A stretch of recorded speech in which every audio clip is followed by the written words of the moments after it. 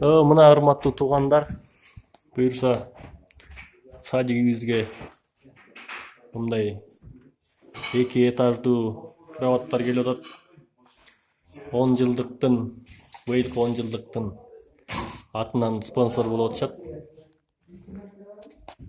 Ошо ыраазы болуп атабыз. Садигибиздин директору да мына жантырашып, сүйүнүп рахмат айтып атат. Шаршеев Элдоско дагы чоң рахмат. Мына жеңе сүйлөп койгулачы. Чоң рахмат жолдоштор, мынакей 10 жылдык жолугушуу кечээ келген жигиттер, мына келбесеңер дагы айыл үчүн эң чоң иш жасадыңар. Жалпы эле айыл үчүн эмес, кенеде ушу келечекте өсүп аткан балдар биздин келечегибиз эмес, ошо келечектин ээлери үчүн эң чоң баа жеткис ушу ачылыш кылдыңар ушу садик үчүн.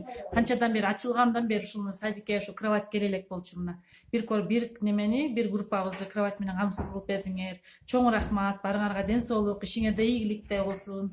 Барыңарга ушу садиктеги ушу жалпы бала бакчанын жамаатынын атынан чоң рахмат барыңарга. Рахмат. Ошол туугандар, эми канча жылдан бери 10 жылдык, 20 жылдык болот, эң ошо чоң спонсорлор быйыл болот окшойт. Ошо мен да каалайт элем. Жылда кийинки 10 жылдыктарга да ушундай нерселерди кылып кетсе, 20 жылдыктар айылга пайда болот эле деген ой тилекти бар.